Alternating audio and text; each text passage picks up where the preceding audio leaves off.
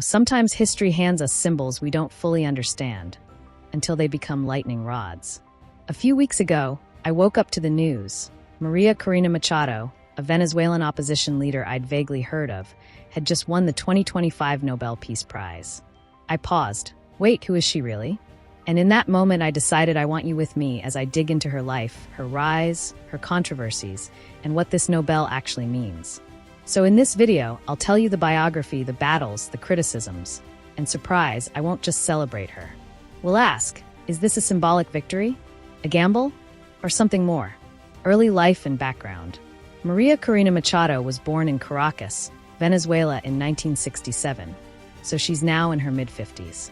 Reuters. Her family was not poor. She comes from a well-off, industrial sector background. Her father was in steel. Reuters. This upper-class origin is sometimes used by her critics later to paint her as disconnected from the masses. But I want to pause there. In many struggles, those who have resources, connections, or leverage are precisely the ones who can push harder and risk more. Machado studied industrial engineering. Wikipedia. Over time, she transitioned from private sector/social work into politics and opposition activism. She founded or co-founded several civic groups. In 1992, the Atenia Foundation for Children, later Sumate, a group focused on electoral monitoring and citizen participation. Wikipedia. By 2010, she entered the National Assembly and was elected with record votes. worldfellows.yale.edu. But as Venezuela's government under Chavez and then Maduro hardened, her path shifted from legislator to dissident. Rise to opposition leadership. From roughly 2017 onward, Machado became more visible as a leader of opposition coalitions. She helped form Soy Venezuela, an alliance aimed at uniting fragmented opposition sectors. worldfellows.yale.edu. Her demanding stances, public presence, and ability to coordinate with other anti-government groups made her both respected and reviled, depending on whom you ask.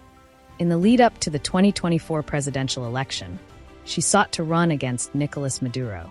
But ironically, or predictably, Venezuela's courts barred her from participating, citing a political ban. AP News. She was forced into hiding for her safety, but remained a symbolic force. AP News. Her critics, especially the Maduro regime, labeled her a traitor, an instrument of foreign powers, or worse. But at the same time, opposition followers called her their best shot, the iron will they needed. The Nobel Peace Prize 2025. Why and what it means. On October 10, 2025, the Norwegian Nobel Committee announced that María Corina Machado is the laureate of the 2025 Nobel Peace Prize, citing her tireless work promoting democratic rights for the people of Venezuela and her struggle to achieve a just and peaceful transition from dictatorship to democracy. Nobelprize.org. She is the first Venezuelan to win a Nobel Peace Prize. Reuters. The award also carries the standard prize money, in Swedish kronor, and the ritual December ceremony in Oslo. Wikipedia. Immediately after the announcement, she dedicated her prize both to the suffering people of Venezuela and, controversially, to Donald Trump, calling his support decisive. Reuters. That dedication instantly injected a new layer of geopolitical drama. The Nobel Committee praised her for bringing together a fractured opposition, for resisting repression, and for embodying civilian courage. AP News. Criticisms, doubts, and controversial shadows. Now, as promised, let's put on a critical lens. Because no story, even a Nobel laureate one, should escape questioning. Elite origin and relatability. Her wealthy, industrialist family background gives her resources and leverage, but also opens her to critiques. Is she too elite to truly represent the poorest Venezuelans?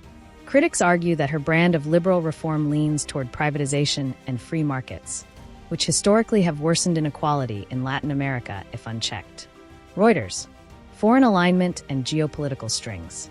Some voices view her ties to U.S. political actors, e.g. her nomination support by U.S. lawmakers, or her overt praise of Trump, a polarizing figure, as complicating her purity as a local resistance leader.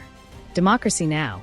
In fact, left-leaning critics have already accused the Nobel Prize decision of being influenced by imperialist logic. Democracy Now! Selective advocacy and omissions.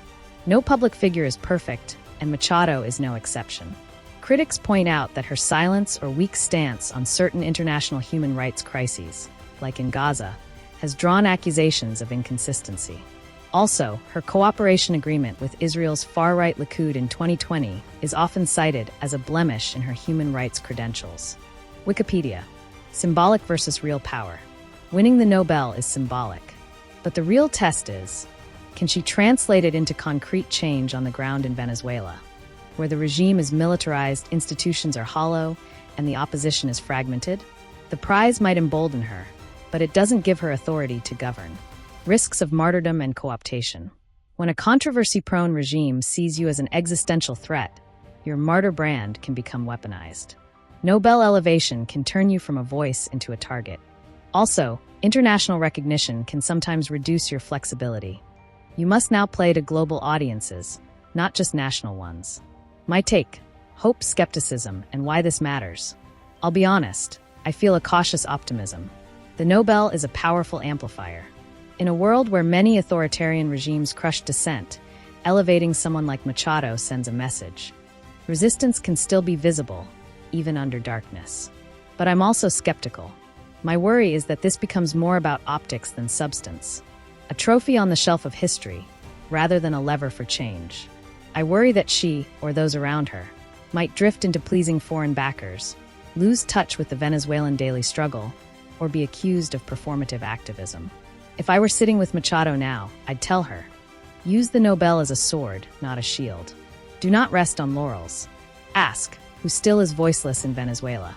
The indigenous communities, rural poor, the jailed youth. Make sure the spotlight reaches them. And don't let foreign alliances define you. Let local legitimacy guard you. What to watch next? December 2025, the Nobel ceremony in Oslo. The world will watch how she uses that stage. Venezuela's regime response, crackdown, propaganda, or concession. Whether this prize helps unify fragmented opposition groups or deepens fractures. How international actors, US, EU, Latin American governments, respond. Do they lend military, financial, or moral support? So, who is María Corina Machado? She is part engineer, part dissident, and now, whether deserved or debatable, a Nobel laureate. Her story is not clean. Her path is fraught. But it is compelling, and it matters for Venezuela, for Latin America, for those who still believe democracy is worth fighting for. If you like this deep dive, hit like, drop a comment. Do you think the Nobel Peace Prize helps or hurts opposition movements?